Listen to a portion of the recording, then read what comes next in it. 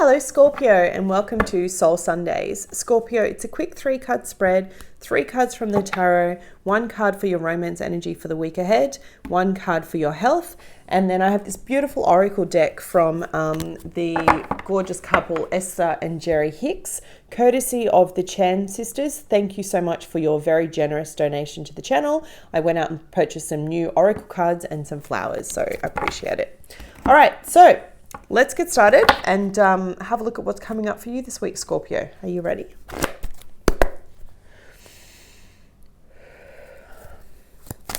Universe and angels, messages and guides, my higher self, I call upon you now to give me a clear and accurate reading for the sign of Scorpio. Please show me what they need to hear, not what they want to hear for the week ahead. Spirit, can I please have 2 more cards? What are the most important messages for Scorpio week beginning the 12th of July? 2 more, please.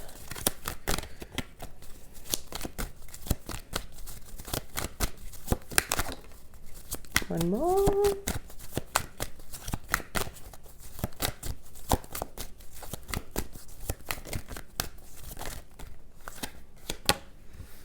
It's not 1, just 1. Interesting energy. So I was talking to you last week about having an attitude of gratitude. If you haven't seen that video, I'll put a link at the below or at the end. But it's really speaking to how we have the power to manifest when we give gratitude, right? When we're like so grateful for whatever we have in our life or whatever we have existing, that's the key to manifesting. A lot of people don't know that. They just think you keep asking and asking and asking. But when you actually give gratitude, it changes your vibration. It makes you realize how grateful what it is that you already have before you start asking for more. And for you, the lesson in that is, particularly if it's coming to manifesting love, you can have anything that you want, Scorpio, but you need to realize that that love starts within yourself. And, you know, the energy that you have here is the 4 of Swords, the 9 of Cups, and the 2 of Cups in the reverse. So for me, it feels like you're blocking a connection, or you're blocking a connection from growing. And I don't know whether that's just fear-based or that you just don't want to date right now. And this is obviously for singles, but for couples, I'm seeing it being maybe you're arguing at the moment. Yeah, it's just that connection's a little bit stifled. We do have Mercury going direct today. If you are dealing with a Cancer or a Capricorn, just be extra kind to them. They're going to be quite emotional in the next couple of weeks. They're going through the very last tail end of that Cancer-Capricorn axis of eclipses that's been going on for the last 2.5 years. I mean, we all are, but those 2 signs are feeling it most. We're shifting now into Gemini and Sagittarius energy when it comes to those eclipses. For you, it just basically means that communication, travel, and purchasing of electronic goods, you can now move forward.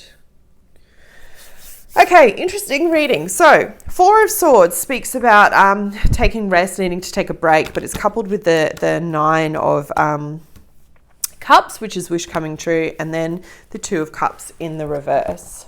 So for me, this is speaking about taking a break from an existing relationship, and it's something that you're happy about. You're just wanting a bit of space. For some of you, I do feel like you've asked for a break. You've been the one saying, look, I just need some space. I just need to process a few things. And I don't even know. It's weird because I'm not getting any arguments and they're not showing me anything like that. I feel like it's space for yourself. You're asking for space for yourself to assess things, but your partner's taking it quite personally, that it means that you want to end the relationship. And I feel like the reason why they're doing that is because with the Mercury eclipses, Mercury and all of the eclipses that have been going on, Mercury retrograde, the communication from you hasn't been what's in your head, and what you've been saying hasn't been translating the same way. In your relationship sector, you've got the 3 of Wands, which is take the lead, which is what I think you're doing anyway. You're taking the lead and saying, I just need some space from this connection for the time being. There's still love here. It's just right now you don't have the effort or the energy to put into it. For others of you, it may not be love. It could be in a job situation. You could be asking for a break from work and it's like finally you've got a reprieve. It's not a quit, it is a break. Like it's like taking a holiday, taking some time out for yourself.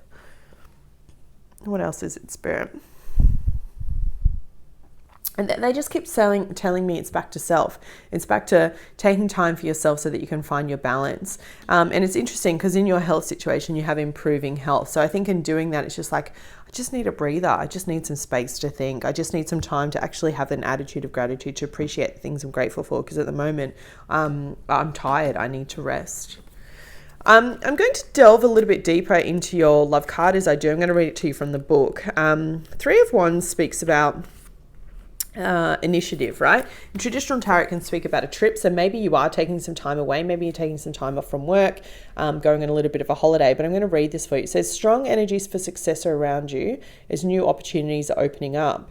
Tap into this energy to fire up your relationships and bring all that you desire regarding matters of the heart. Call down the divine flame to ignite your passion and show you the way to achieve your deepest wishes. Don't wait for the other person to make a move. Take the initiative, be bold. And it says, now is not the time for the status quo. Use this beautiful fiery energy to explore new possibilities.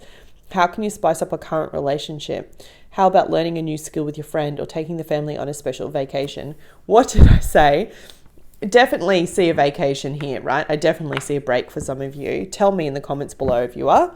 If you're looking for a new relationship, if you're not in a committed one, think creatively about how you could potentially meet someone, like a hobby that you love doing.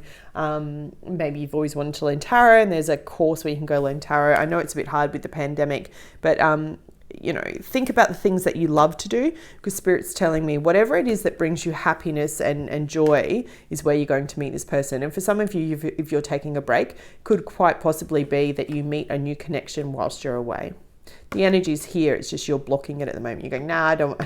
For some of you, I don't believe in love. I don't want to believe. I don't want to bring anyone in. Interestingly enough, your card for your message this week from that Getting Into the Vortex deck is all about flawed promises can attract true unwanted evidence. What's interesting about this card is it speaks about false evidence appearing to be true, right? That saying, and I'm going to read it to you. It says, if you were to hear a false premise again and again and again until you yourself begin to believe and repeat it, now your own activation of the vibration would interfere with your sense of intelligence. And then you would begin to attract evidence of your belief. In effect, proving the false premise to be true. And so it becomes increasingly hard for you to call this a false premise when the evidence seems to be telling you that it's true, for over time you've come to believe it's true. So it's telling you that if you start saying to yourself that again and again, that's how things are and that they're negative and I don't believe in love, let's use that as an example. I don't believe in love, I'm never going to be loved, love's not there for me. Then when you say it so many times over and over again, it starts to manifest in life and starts to become true until you no longer know what's true anymore. What is the truth and what is the illusion? So if you're wanting to manifest something different, be that in love, be that in a friendship, be that in a committed partnership, because this could speak to partnerships at work as well, be that in improving health, then the message for you this week is about making sure that what you're putting out, what your premise is, what your energy is, what your vibration is what you want to attract back. So if you really don't want to attract love, deep down in your heart, you don't want to attract love, then okay, so be it. Take the break that you need, take the time for yourself and go focus on yourself and or your work or whatever it is.